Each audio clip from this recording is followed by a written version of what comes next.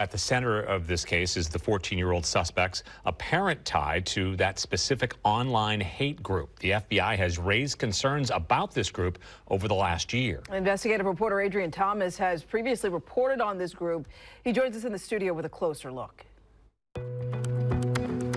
This group, known as 764, according to the U.S. Justice Department, has a global online reach via encrypted messaging apps. This comes just days after we initially told you about the rise of groups like 764, which are sometimes called gore groups. Here's a closer look at what this group is and what the country's top law enforcement officials are saying about this trend. What's the prevalence of some of these kinds of cases in Oregon and the jurisdiction that you cover? It's here. I mean, it's definitely here. I know of 2 cases that have been fully adjudicated and then 4 active cases that we're working on right now. That doesn't mean we are a hotspot for this type of activity.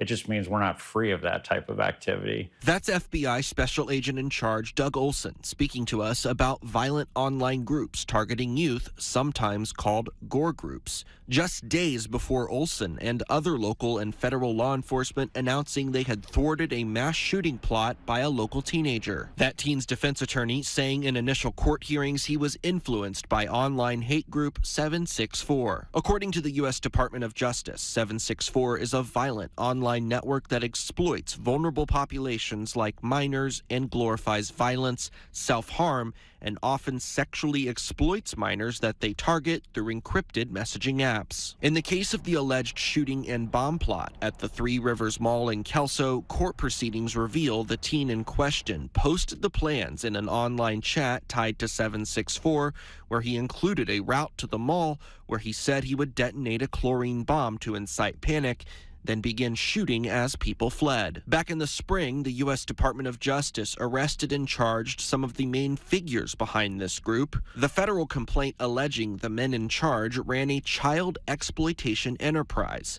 U.S. Attorney General Pam Bondi has called the activity of these groups, quote, some of the most heinous online child exploitation enterprises we have ever encountered.